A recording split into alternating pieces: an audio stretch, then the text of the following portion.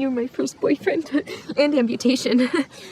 Misty is sure mistying hard this episode. Hello, Internet, I'm Ren, and today I want to talk about Yellowjackets Season 3, Episode 5, Did Tai Do That?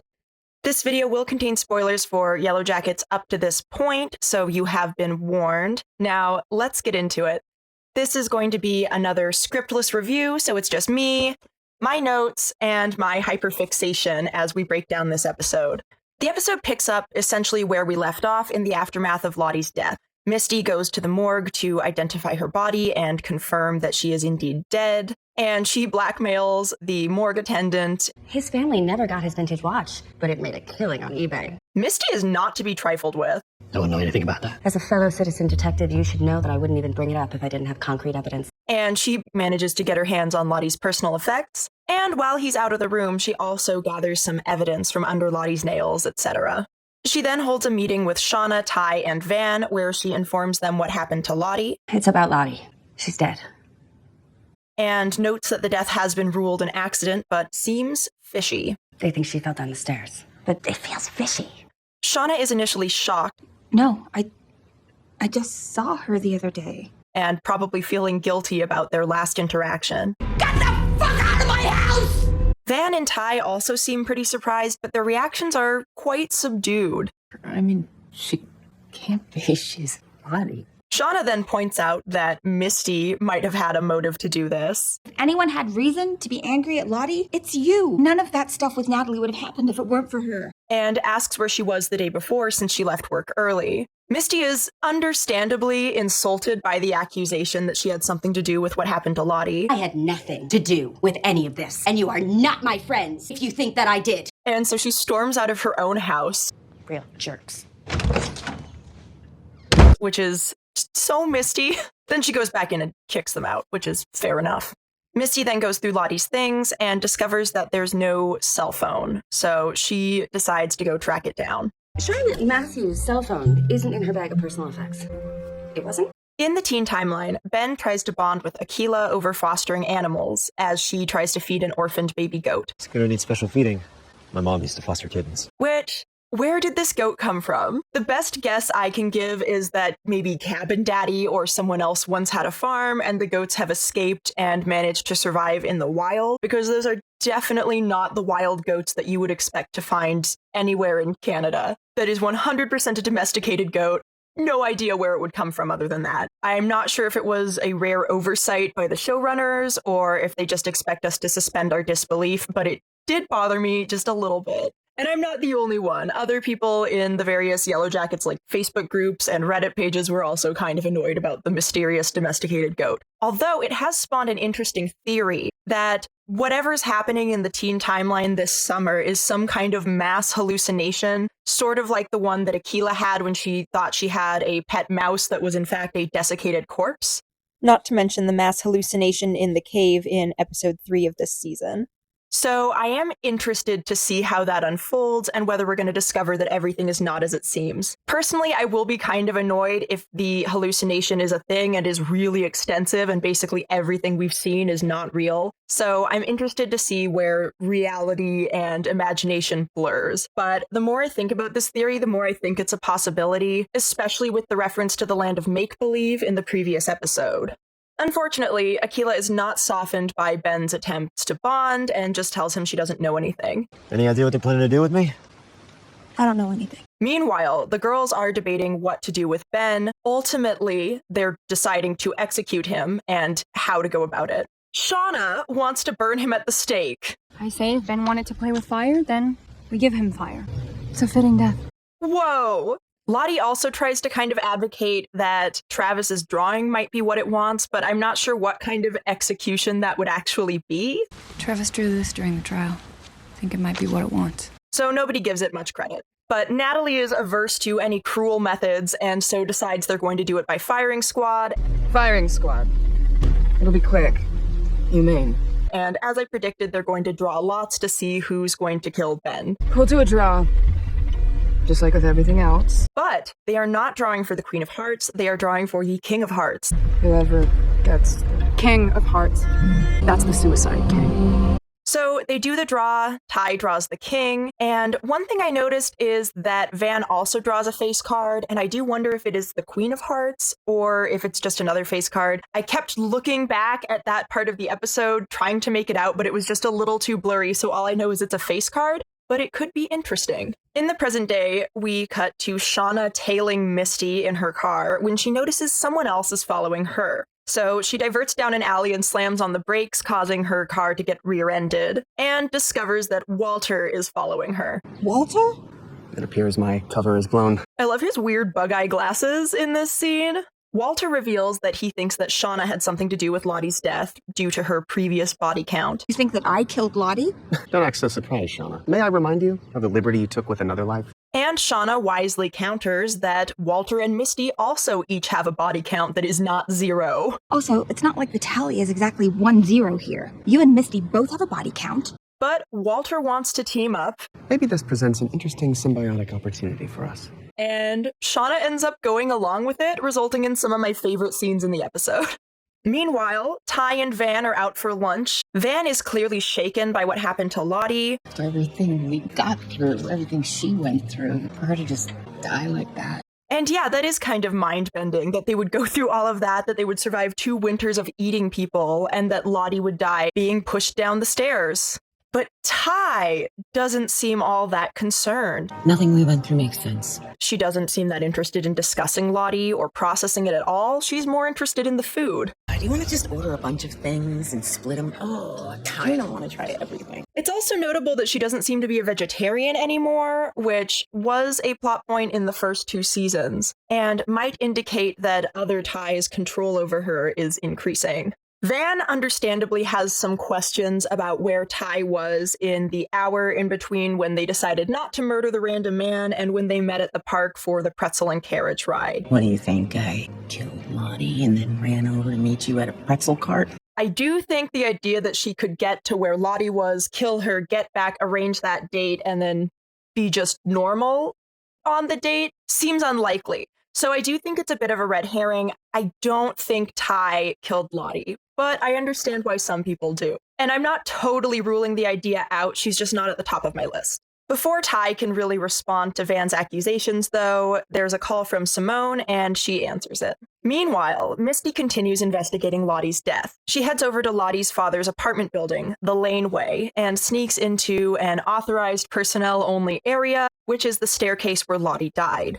She then chats with the doorman, who reveals that he knew Lottie when she was a child. Matthews moved into the penthouse in, 78, 79. Lottie lived here till the divorce. He also reveals that she's been living with her father for the past several weeks. Did Lottie see her dad the day she died? I imagine so. She's been living with him for weeks. Which definitely seems like she was released from her psych hold within the 72 hours and then spent the rest of that time with her father before seeking out Shauna. I knew it. I knew she was lying. So Misty sneaks her way upstairs and into the apartment and comes up with an excuse about a lost package to look around. She stealthily goes through Lottie's jacket pockets and finds a receipt for a withdrawal from the bank for $50,000, only to encounter Shauna and Walter posing as internet repair guys.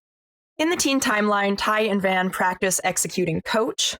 Tai is struggling. It's one thing to say someone should die, and it's another to, do it. And so Van suggests that they try to find a way to summon other Tais so that she can do it and leave our Tais' humanity intact. It can't hurt to at least try and summon her. They try a couple methods, including banging against a tree and murdering a rabbit caught in a trap, which I won't show you because it's really upsetting to watch. The little kicks of its feet. Meanwhile, Shauna is sharpening her knife alone when Melissa shows up, and Shauna sort of rejects her company. Not really looking for company. Melissa then gives Shauna a sheath for her knife, and Shauna asks Melissa why she likes her. Why do you even like me? You say that like there's nothing to like. And Melissa points out that Shauna used to be a doormat. She let Jackie walk all over her. She let Jeff treat her like a dirty secret. But here in the wilderness, she's changed and sort of taken control of her life. But now, you've changed out here. And she's pleased that Shauna's not ashamed of the bad parts of herself anymore. And I like that you're not afraid of the bad parts of yourself anymore. And Shauna seems kind of touched by it, honestly. Thanks. I actually needed one of these. Misty brings Ben his last meal, which is a fish and some greens. Initially, Ben is excited for the change in the quality of the food. Oh, what did I do to deserve this? But then Misty tells him that the firing squad is on their way. You're coming at dusk. Firing squad. She apologizes for not doing a better job defending him. I'm so sorry. I did everything that I could. I really did. And while he seems to be reeling from the news, he does comfort her. It's okay, Misty. I know you did.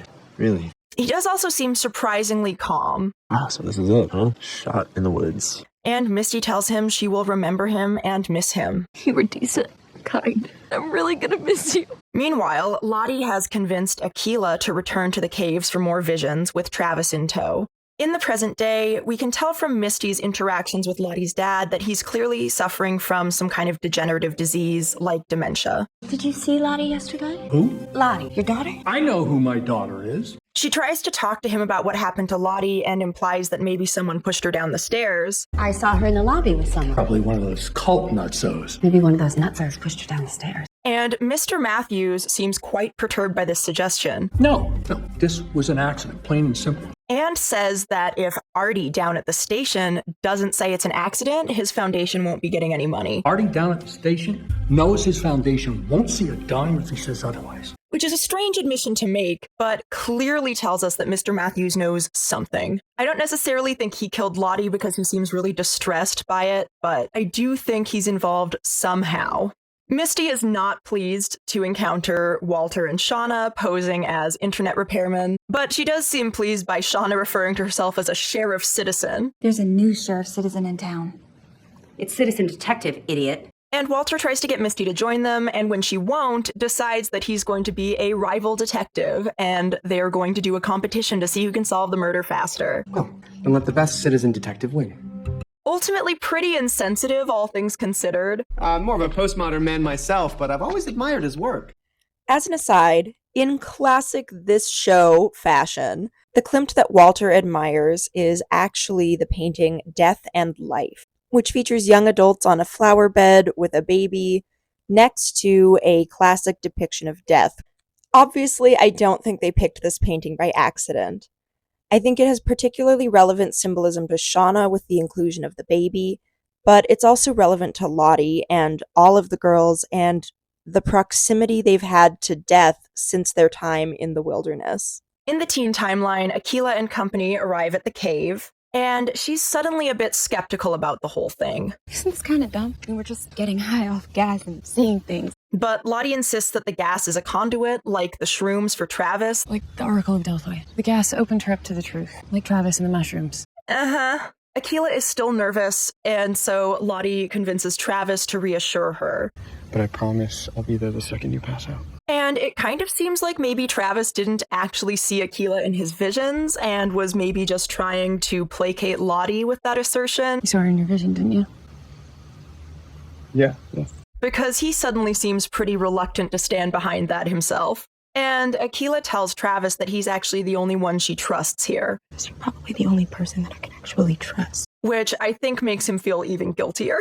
Misty continues poking around and tries to get into Lottie's bedroom. Where are you going? Oh, I still have to get my package from Lottie's bedroom. Why the bedroom? Initially, Mr. Matthews is resistant, but she distracts him by pointing out that the internet people should be running the wires from outside due to the pre-war concrete walls. When I had internet issues, nothing could be done from inside the apartment. Pre-war concrete walls and all. Shauna then knocks on the walls, which do not sound hollow, and then awkwardly says, Sounds hollow to me. which I love. So they get pushed out of the apartment for the moment, and Misty goes and searches Lottie's room and finds her cell phone only to discover that it's been wiped, and Walter tells her he cloned the contents and would be happy to share them if she teams up with him. Oh, don't worry, I cloned her phone before resetting it. I'd be happy to share its contents. You just have to ask me for them. But Misty is clearly still angry at Walter, especially due to Shauna being present, and so she simply decides she's going to get her information some other way. We're having fun, aren't we? I can't believe I let someone as despicable as you give Caligula a bath. Walter continues trying to penetrate the system. I can show you how I'm penetrating the system. Oh, please don't use that word. And he seems impressed at the name Theodosian for Lottie's father's internet, due to the reference to the Theodosian walls. He named it Theodosian. Cheeky, sir. You see, the Theodosian walls. I don't care. The Theodosian walls were built in the 5th century around Constantinople. They withstood floods and earthquakes and sieges until they didn't. There's a legend that in 1453, when Constantinople fell, it was because someone left the gate unlocked. This is widely disputed by historians, but I think the symbolism here is that you can have all kinds of powerful defenses and still easily overlook a vulnerability. And I think this really applies to Lottie's almost untouchable, larger-than-life persona, which almost seems to transcend something as mundane as death. Feels right, Shauna. Don't you feel it too? Shauna wonders why Lottie came to her rather than her father after being released from the psych ward. I still think she didn't, since she doesn't know about the conversation between Misty and the doorman. But regardless, Walter points out that maybe Lottie needed a friend. I mean, why come to my house and lie and say that she had nowhere else to go? Maybe she needed a friend. And then he tells her that you're either someone's friend or you're not. You're either a friend or you're not. And that in regards to Misty, he puts her strictly in the not category. Like with Misty, I would put you squarely in the not friend category. Rather than address or acknowledge that at all, Shauna points out that Walter is sabotaging Misty's investigation. You are literally sabotaging her investigation. But he reveals he's trying to make her toes curl with a challenge. I know what makes her toes curl. And that is, and has always been, a challenge. He then asks Shauna to give him some hair as DNA evidence to exonerate her, and offers to give her some of his. A proposal. I will give you my hair as DNA evidence that I did not kill Lottie, if you will give me the same. She's not interested, and he steals some hair from her cap, which she leaves behind as she goes back into the apartment. One thing to note is hair is not actually reliable DNA evidence. There is no DNA at all in your hair. There is some on the follicle, so if you get lucky and the follicle is attached, you can maybe get some DNA from that, but it's kind of weird for Walter, the citizen detective, to not know that. Meanwhile, Tai has a very brief visit with Sammy, where Simone has a moment with Van. So you're her, huh? And while Tai is talking to Sammy, he almost immediately picks up his dog and runs away from her. Sam. Later, we find out Sammy asked her, Are you not my mommy anymore? and although she said yes, she'll always be his mommy, I'll always be your mommy, no matter what. he could clearly tell something was off, which is why he fled with the dog. I don't know if he knows what happened to their first dog, but fleeing with the dog is understandable under the circumstances. So Akilah goes into the cave with a rope tied around her, and Lottie and Travis plan to get her out when the rope stops. Travis says it doesn't feel right. This doesn't feel right. The wilderness told you it was her. Why don't you trust it? And then the rope stops, so they rush in to get Akilah. She's unconscious, and initially it seems like she might not wake up. Lottie starts praying to the wilderness to bring her back to them. Bring her back to us, bring her back to us, bring her back to us. And she does wake up, and tells them that she found herself on the side of a cliff with a giant Ben lying across it. And so she crossed the cliff on Ben's back and could feel his breathing. And then she saw civilization in the fog on the other side of the cliff, and that she felt hope rather than fear. And so she's convinced that Ben is their bridge to civilization. In the adult timeline, Shauna investigates Lottie's room after Misty leaves. We see photos of the girls in their Yellowjackets uniforms, including one with Jackie. We also see a photo of a little girl in like a Frozen Fever dress, and again, I don't know if that was a production error and the little girl is supposed to be Lottie, or if we're going to find out that there's some significant child that Lottie was aware of, whether it's hers or someone else's, after they got back. Lottie's room is kind of interesting. It has a really soft color palette, lots of greens and blues, and it's kind of a contrast to what we've seen her wear in the adult timeline, which was a lot of oranges and yellows, purples towards the end of season 2, and then this season she's wearing lots of lighter colors, lots of neutrals, whites, grays, taupes. Shauna has some visions of Lottie, both as a teen and as an adult, and one of the teen visions is something we haven't seen before, which is Lottie's face smeared with blood, in a ceremonial kind of way. Mr. Matthews comes into the room and thinks that Shauna is Lottie. Lottie, I told you to clean your room. And laments that she might listen to him if he were one of the crazy voices in her head. Too bad I'm not one of those crazy voices in your head. Maybe you'd listen. Nice. But then he softens and basically tells her that he's trying. And What I really like here is that Shauna actually does exactly the right thing to do with a dementia patient who mistakes you for someone else, especially someone dead, which is she doesn't tell him that Lottie has died. She doesn't correct him about who she is. She just plays along for a little bit and then even gives him a really tender hug at the end. And she comforts him by telling him that sometimes it might be hard to show love the way you want to. Sometimes it's hard to show love the way we want to. And I think this is kind of in reference to her own relationship with Callie and how she kind of struggles with keeping her at arm's length. In the teen timeline, Coach doesn't eat his fish, and here's Paul's voice asking him to return home to him. And he's holding the goat for comfort, this poor man. The girls come and put a bag over his head and drag him out into the woods. And Ben kind of confronts them. You cannot possibly want to do this. You can't even look at me. He calls them monsters. He tells them this is not who they are again and again. This is not who you are. This is not who you are. And eventually he starts begging for his life. Please. One scene that kind of breaks me is when he tells the girls that if they're going to kill him, they have to look him in the eye. If you're going to do this, you're going to look me in the eye.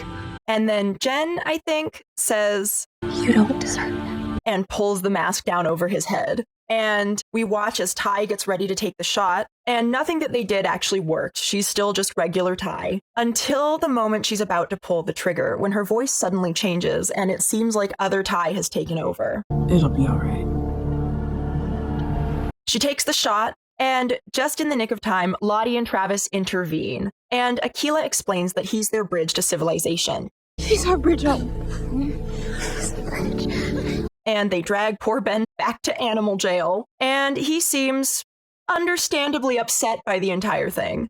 Just when he seems to start to relax a little bit, Shauna and Melissa show up in the pen with a knife. It initially seems like they're going to straight up murder him. And Shauna gives Melissa the knife and tells her not to be afraid of the bad parts of her either. You shouldn't be scared of the bad parts of you either. So she approaches Coach with the knife. He does a little kicky with his one remaining foot to try to keep them away from him. And Melissa slashes his Achilles tendon, which I'm also not going to show you, partially because I don't want to see it again. It's viscerally uncomfortable to watch. The girls exit the pen and find all the other girls waiting for them. You won't be going anywhere. You don't have to enjoy it this much. And they hold hands and walk away. And Van seems pretty perturbed by this revelation. Nat also seems pretty upset about the whole thing, understandably.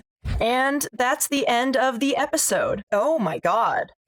So, let's talk theories. Regarding who killed Lottie, I do think Mr. Matthews knows something and is involved. I think it might still be Shauna or Callie. I do think Shauna's a little less likely now just because of the extent to which she's involving herself in the investigation. Not that that wouldn't be a good strategy if she did kill Lottie, but she seems to sincerely want to know what happened, probably because she feels so guilty about leaving Lottie vulnerable after kicking her out of her house. I still maybe think it could be Walter, but Shauna was so clear about pointing out his possible motivation that it kind of makes it feel improbable that that will be the big reveal. If it turns out that you did kill Lottie just to get Misty's toes off, I would not be at all surprised. So I think the most likely options at this point are either Callie, Tai, regular or other, or the mystery man who picked up the card. I'm still campaigning for that because I do think it would be kind of interesting if Van and Tai caused her death indirectly and almost like the wilderness was punishing them for not going through with it. The amount of money she withdrew is really suspicious. I'm wondering if it's either to do with some ongoing thing with her cult or if there was someone else she was answering to.